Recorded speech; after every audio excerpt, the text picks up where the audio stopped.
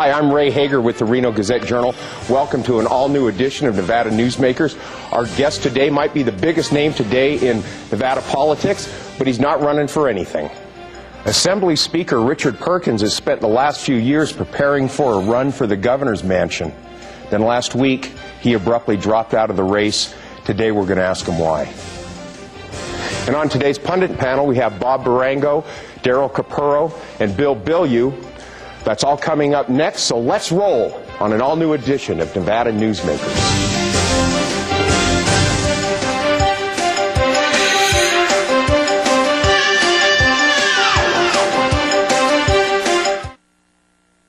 Nevada Newsmakers, brought to you in part by the Tahoe Reno Industrial Center, the world's largest industrial park, the resort at Red Hawk, and the Peppermill family of casinos. Welcome to the Tahoe Reno Industrial Center. Just 10 minutes east of Sparks. We're proud that Walmart and other Fortune 500 companies have chosen Tahoe Reno Industrial Center to relocate their businesses. We have sites from under 5 acres to well over 500 acres, and with all of the amenities that every successful corporation requires. Welcome to the Tahoe Reno Industrial Center, the largest industrial park in the world, and we're building economic prosperity for Nevadans. Something spectacular has taken wing not far from Reno or Lake Tahoe, and never far from your mind. An escape of fine dining and legendary golf. Introducing the resort at Red Hawk. And at the center of it all, we've feathered our nest with new villas that have elevated Red Hawk to the status of a premier resort. The resort at Red Hawk, a beautiful new arrival in northern Nevada. As an employer, did you know you can be held liable for negligent hiring? A background screening by Employer Links can uncover criminal records, like alcohol and drug convictions. It can verify the applicant's education, driving records, and professional licenses. Employer Links can check civil records, registered sex offender records, and Social Security fraud. Hiring the right person shouldn't be a gamble. Call Employer Links. Employer Links, protecting your investment. I tell you, John, this industry has really changed. Tell me about it. You seemed to do pretty well last year. What's your secret? No secrets. Although I'll tell you something. The smartest thing I did was sign up with Pro Group Management. Really? Yeah, they do workers' comp, right? Yeah, their services are great. And get this, they saved me 30%. I've heard they saved others 50%. That works for me. Pro Group Management. Finally, workers' comp that works for you. You are watching Nevada Newsmakers. Hi, I'm Ray Hagar with the Reno Gazette-Journal, and today's guest is Speaker Richard Perkins of Henderson, Nevada. Speaker, how you doing today? I'm great, Ray. Thank you for having me on. Thank you for being on, Speaker. The first thing I want to ask you is, you know, you were considered for many years to be the prime contender for governor. And then last week you surprised many of us by pulling out of the race. What were the factors that went into your decision, sir? Well, Ray, there are a lot of factors that one considers in undertaking such a campaign. First and foremost, you have to consider the impact on family, and we've done that. But, at the end of the day, I felt it was more important for Jim Gibbons not to be governor than it was for Richard Perkins to be governor. And with a three-way primary on the Democratic side, it was making it much more difficult to ensure that to happen. Okay, now we're down to 2 candidates so far in the Democratic primary. Of course, Henderson Mayor Jim Gibson, who might even be considered your boss, and Dina Titus, the Senate Minority Leader. Which one of these politicians do you feel has the best chance of beating Jim Gibbons? I'm not sure yet. I think we'll have to wait and see which one puts together the best campaign. I think Senator Titus starts out with a little better name recognition, but as I told everybody in my campaign, at this point, it really is, name recognition is pretty meaningless. The campaign really hasn't started yet. So we'll see, which one is able to gain the most support and put together the best campaign. And ultimately, I'm going to help whoever wins that primary become the next governor in the state. Okay. Speaker Perkins, perhaps a tough question, if I may. You've been criticized for the 03 legislative session, the great tax battle, for not bridging the gap between Assembly Republicans and Assembly Democrats. Then in the 05 session, many of the issues that you championed, like full-day kindergarten, the lottery for education, fizzled. And then, of course, you didn't do too well with the culinary union. I was wondering if any of these factors were a reason why you did not choose to run for governor. No, not at all, Ray. I mean, in the legislative setting, you win some, you lose some, and I think that we've won more than we've lost. In 2003, we tried everything we could to find a compromise on the governor's tax package. It came out of a Republican state Senate, and we asked those folks in the Assembly, the Republicans in the Assembly, for any compromise, offer us what it is we could agree on, and we just never got that from them, and I don't think that was ever their intention. But fast forward then to 2005, and we had I was the first one to stand up and say we didn't treat each other very well, and we needed to do that better, and returning some civility to the Assembly was my number one goal, and I think we accomplished that in a significant way by all measures. And full-day kindergarten did get started, and we got a phase-in approach in spite of huge opposition to the program. We did some great things for our National Guard, and unfortunately, it looks like we're going to have some recipients of those benefits. We accomplished a number of other things in this last legislative session. A little bit of rough spot with the culinary union, but we've mended those fences. I've always been a strong supporter of organized labor, and they know that, and we would have had their support if I'd have continued in this campaign. So, none of that really entered into the equation. It was just basically we had three Democrats all vying for the same resources, and what's going to amount to an $8 to $10 million campaign overall. And I just, again, was more important for Jim Gibbons not to be governor than Richard Perkins to be governor. Okay.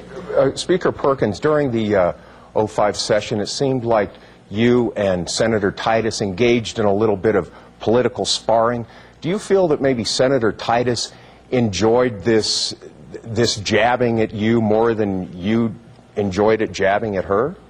Well, you'd have to ask Senator Titus that question, but it's not my style to throw spears at people. And I've always been known as a consensus builder, and one who reaches across party lines and within my own party and across to the other house to try and build a team approach to what we do in the state legislature. In essence, I'm a Nevadan first, and that's how I approach things. So, I can't speak for Senator Titus. She'd have to answer that question for you. Okay. Now, is your political career coming to a close? Do you plan on running for office again? We were joking up here that the mayor of Henderson's job will probably be open. Do you see yourself in any other position? Well, I don't know, is the short answer. I've told folks I can't imagine myself absolving completely out of politics. Mm-hmm. Politics is what I enjoy, public policy and serving the citizens of this state. I've been a police officer now for more than 2 decades and served my community here. I was in the state legislature 7 sessions, and I really enjoyed helping people there. So I can't imagine it's something that I won't pursue, but right now I'm spending time with family and catching up on all the things that I missed. Over the course of 7 legislative sessions, I missed a lot of school plays and t-ball games with my children, and right now we're going to catch up with them and spend some time. But, as I told the media here in Southern Nevada, this isn't goodbye, it's see you later. And, I'll be involved in some fashion. There's no question in my mind. Okay, Speaker, one last question. The Assembly Democrats were solidly behind your campaign. Now that you're out of the campaign, where do all those people go? That's a lot of power.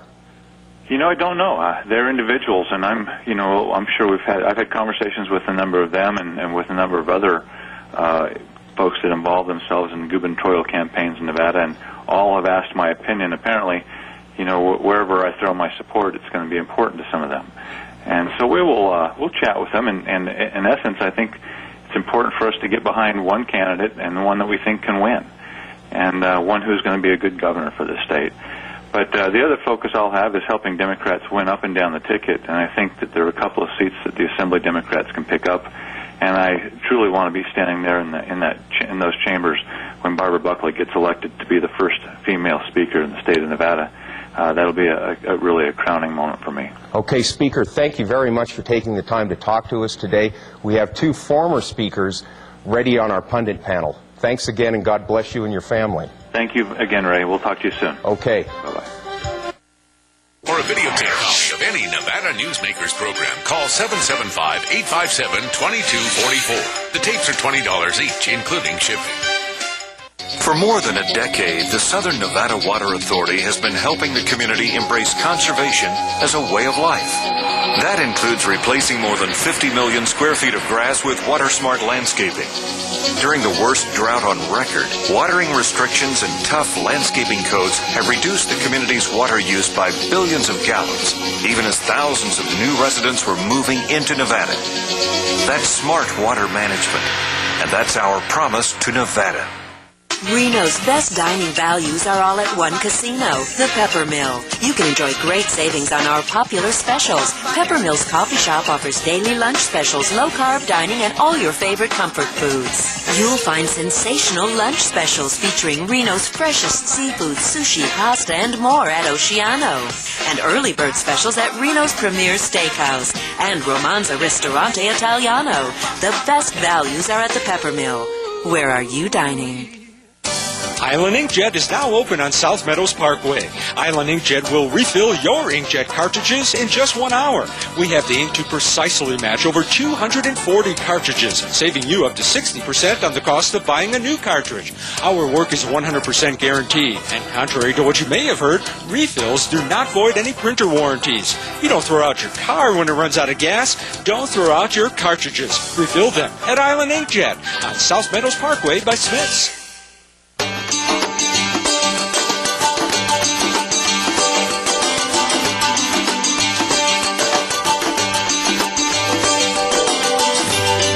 Many of the materials we rely on every day come from the ground, and modern mining technology brings them to us cleaner and safer than ever before. To learn more about America's natural resources, visit nma.org, the National Mining Association. And now, back to Nevada Newsmakers. Hi, we're back on the pundit panel today, and today we have 2 former speakers. First, former speaker Bilyeu, Daryl Capurro with the trucking industry, and former Democratic speaker Bob Barengo. Gentlemen, thank you today. Good morning. First, Bill, what your thoughts on what Speaker Perkins had to say? Well, it sounded very nice. Obviously, it kind of reminds me of the movie On the Waterfront, you know, when Marlon Brando is talking, I think, with Rod Steiger, you know, I could have been a contender, and somebody, and the power broker said, it's not your time. It kind of reminded me of that. Okay. Daryl? I would second that thought. Everybody had the idea all along that he was going to run in that, so it was somewhat of a surprise that he didn't. However, I think some people looked at the polls that showed he was running very poorly in it and decided that he wasn't going to make it. So I'm sure that entered into it. Bob, what do you think about his problems that he had in the 05 session? You know, a lot of the things that he championed just turned to dust, and then in the last days he got into a big battle with the culinary union that seemed to really sink his entire session. Well, but that's an interesting question, because what an assemblyman does, even more than what a senator does, really is only confined to the people who know about the legislature. Assembly people, even if you're the speaker, do not have a great name recognition. So even though he may have had a problem, I'm not sure that translated outside to any bad press. It probably translated to maybe losing some support and maybe some money, which may have been one of the factors that he was talking about in his gubernatorial run. But it also, as an assembly speaker, your polling is lower than anybody else's. A senator has a wider range of population, and when the senators run, they avail themselves of television, so they get the whole marketplace. So they have a bigger name recognition to begin with. That's been part of his problem. Okay, Daryl, you were down in the legislature almost daily this past year. What, you know, you saw the needling between Perkins and Senator Titus. Who do you think did the most needling? Was it Senator Titus or Richard Perkins?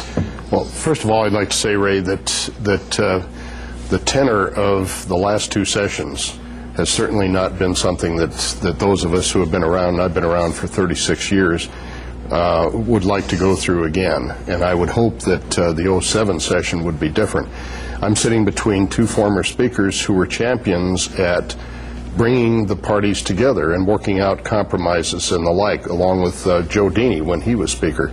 And so I'm a little concerned about Assembly leadership in the future, because it didn't look like there was any attempt to heal some of the wounds that occurred in the 03 session. Unlike what I heard, I didn't see a big improvement in the 05 session as far as that goes. The quality of discourse politically, as in so many other areas, has degenerated over the years. And I guess it's a great substitute for not thinking about things and really using your brain to resolve issues and resolve differences. We deal now in a world of sound bites. Okay. Can we hold it right there? We'll be back right after this. This is Nevada Newsmakers.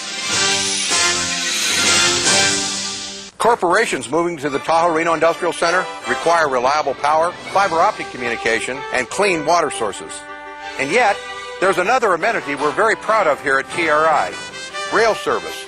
So far, we've built over 2 miles of railroad track, and another 3.6 is under construction. When companies need to transport freight, we're going to help them move it quickly and efficiently. Welcome to the Tahoe Reno Industrial Center, the largest industrial park in the world, building economic prosperity for Nevadans. The Nevada Beer Wholesalers encourages the responsible consumption of beer. The Nevada Beer Wholesalers Association are sponsors and participants in many community-based efforts such as school education programs, safe ride home, recycling programs, alcohol-free after-prom and graduation parties, safe boating campaigns, and designated driver programs. They are family-owned businesses employing 2,000 Nevadans. They also collect and pay the state excise tax. The Nevada Beer Wholesalers Association, delivering more than just beer. My family started this business 27 years ago. We work hard to serve our customers and our community. But it's getting harder and harder to keep the doors open. For example, our workers' comp is going through the roof. Isn't anyone on my side anymore? The Retail Association of Nevada is. If you're a small business owner, we can cut your workers' comp by up to 50%, lobby for your interests, and keep you informed. Put us to work today. Something spectacular has taken wing not far from Reno or Lake Tahoe, and never far from your mind. An escape of fine dining and legendary golf. Introducing the resort at Red Hawk. And at the center of it all, we've feathered our nest with new villas that have elevated Red Hawk to the status of a premier resort. The resort at Red Hawk, a beautiful new arrival in northern Nevada.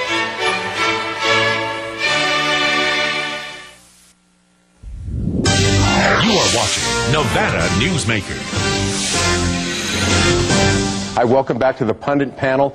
Bilyeu, former speaker, I cut him off the last time, and you wanted to finish your thought about the media. Yeah, well, in terms of this discourse, in terms of talking about sound bites, that's what seems to be driving everything, and that is fueled to a large extent by the media, who primarily in the area of news these days is really in the area of entertainment, controversy, creating things that aren't there instead of solving problems. Well, I think Bill, you're walking on the fighting side of me when you say that, but we'll let it go. Let's go. You know, back to Titus. As our former district attorney said, let's get it on. Well, let's Bob. Back to Titus. You know, Titus is a good wordsmither.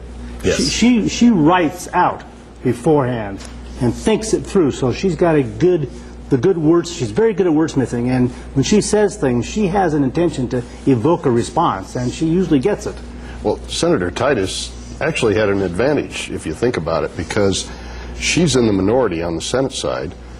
Mr. Perkins controls the Assembly and so she has nothing to lose with respect to her, quote, sound bites and the issues that she brought forward. And as you looked at the things that she talked about, the property tax freeze and the like, those were designed to gain small person support for that idea. So I thought she did an excellent job as far as putting forth her position from a minority standpoint on the Senate side, as opposed to the guy who supposedly controls the Assembly. And Dina really believes what she says too. Yes. I mean, that is, when she says something, that is because Dina Titus believes what she is saying. Are you saying that Richard Perkins said things he didn't believe? Well, I'm saying that Dina Titus is at core, she has a set of core principles much more than just being a politician. That can both help and hurt. But either one of them would have had a problem, or will have a problem, in the sense that they're running from a legislative platform, and that's not necessarily the best platform to run from. Okay. That's what I was saying. Yeah. Okay, real quick, I want to start with you, Bob, and go around. Who do you pick to win the Democratic primary if it's between Jim Gibson and Dina Titus? Real quick. That's going to be very difficult. I think that, Jim Gibson will appeal more to the conservative Democrats and Republicans. Dina is going to appeal more across the Democratic Party and the organization. We will know when we hear what the culinary is going to do, and I'm told the culinary is going to support Jim Gibson. Okay. I think that Jim Gibson probably, and I voiced that opinion several panels ago when that question was asked by Sam. I think Jim Gibson has an edge because of his name recognition down there, which his family has name recognition throughout the state. His father was one of the finest senators that I've worked with. And so I would think that Jim Gibson has the edge on that side, and of course Jim Gibbons on the Republican side. Okay. No question in my mind, Gibson he has got, insofar as I know, the support of the power brokers in gaming. He'll be better funded. Who'll win is another thing, because Titus is innovative and she's smart. Okay. Now, do you see any other candidates jumping into this race? I mean, we've had the chancellor says he's not jumping in. Maybe he will. He's got a lot of time. Oscar Goodman has a lot of time. I've heard both of those names already are, gaining support again. So I don't think this is over yet. I don't think that we're going to see two candidates. We may see more. I think it depends on if Jim Gibson, who I did serve with his father, who was a great man, if he gets in early and moves hard, he will then keep the others out. But if he keeps staying like he's doing, making his shadow shows, it may entice others to get in. Because he's not moving very hard now, it seems to me. Why peak before you've even formally announced? Yeah. Okay. Yeah. I think that's true, because I would agree with everything that Bob said. I don't think you can rule out the possibility of somebody else coming into that race. I don't believe it'll be a high-name recognition candidate, though. Okay.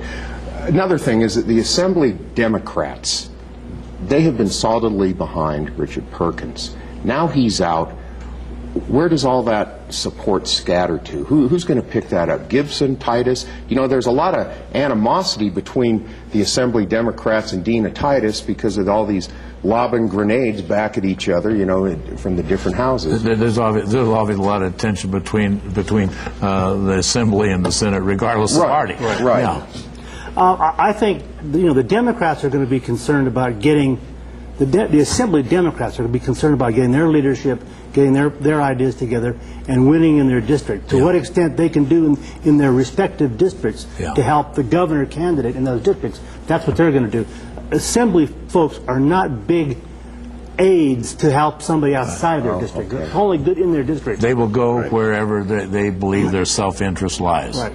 Well, and I think the fact of the matter is the Assembly Democrats have to be somewhat happy with the position they're in, because with the elections last time, the Republican Party is definitely in the minority. In my view, they're not going to make that up and take control. So they're actually in the best position to determine exactly what it's going to be. I have to assume at this point in time that Barbara Buckley is probably the hands-down candidate for Speaker, and so I think she will determine what their agenda is going to be in 2007. Okay, real quick to the two former speakers. Where does Richard Perkins go from here? Now he is also with you guys in a fraternity, being the former speakers. Can he resurrect his career, or is he going to be out for a long time like Kathy Augustine? I don't know. If I were Richard Perkins and wanted to stay in the public eye, I probably might consider running for Secretary of State, where I don't see any real strong candidates there right now. Wouldn't that be kind of Why not? I mean, a real drop for him? I mean, he was going to be the governor, and now he's going to be the Secretary of State? Well, some people might think it's promotion, but you know, I have to make one observation if I can. You know, Perkins bashed Gibbons, anybody but Gibbons. Every time I think the Democrats do that or the Republicans do that, I think it boosts Gibbons' stock. Well, go. As a speaker, he had a lot of power there. Now, yesterday's mashed potatoes all of a sudden. Okay, and he needs to go out and build a base, and he can do that in a variety of things. You jokingly asked about the mayor of Henderson. That's the spot. There's a lot of places he can go and rebuild himself and poise himself for the future. Okay, we got to stop it right there. Thanks for joining us today on today's Pundit panel. Nevada Newsmakers, brought to you in part by the Tahoe Reno Industrial Center, the world's largest industrial park, the resort at Red Hawk, and the Peppermill family of casinos. South Reno's hotspot for food, fun, and friends is the Tamarack Junction. Play over 480 of the hottest slots and video poker games. Enjoy hot times and sizzling food specials at Sully's Sports Bar, Grill, and Nightclub. Watch your favorite game on one of our jumbo high-definition plasma TVs. Enjoy great food 24 hours a day in the Dining Car Restaurant. Or sample the best hot and cold sandwiches in the Whistle Stop Deli. The Tamarack Junction is your junction for fun. South Virginia and Abadi Ranch Parkway. Yeah. Island Inkjet is now open on South Meadows Parkway. Island Inkjet will refill your inkjet cartridges in just 1 hour. We have the ink to precisely match over 240 cartridges, saving you up to 60% on the cost of buying a new cartridge. Our work is 100% guaranteed, and contrary to what you may have heard, refills do not void any printer warranties. You don't throw out your car when it runs out of gas. Don't throw out your cartridges. Refill them at Island Inkjet on South Meadows Parkway by Smith's.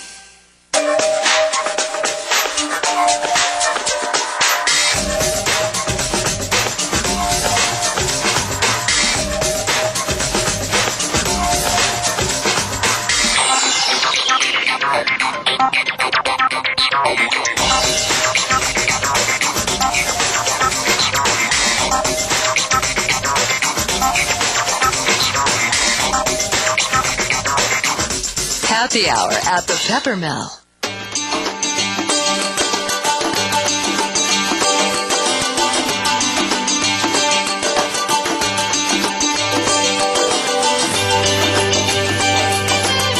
Thanks to an ongoing commitment by America's mining companies, more than 2 million acres already have been reclaimed. To learn more about reclamation or other aspects of mining, visit nma.org. The National Mining Association. Hey, thanks for watching today. Tune in for tomorrow's show, too.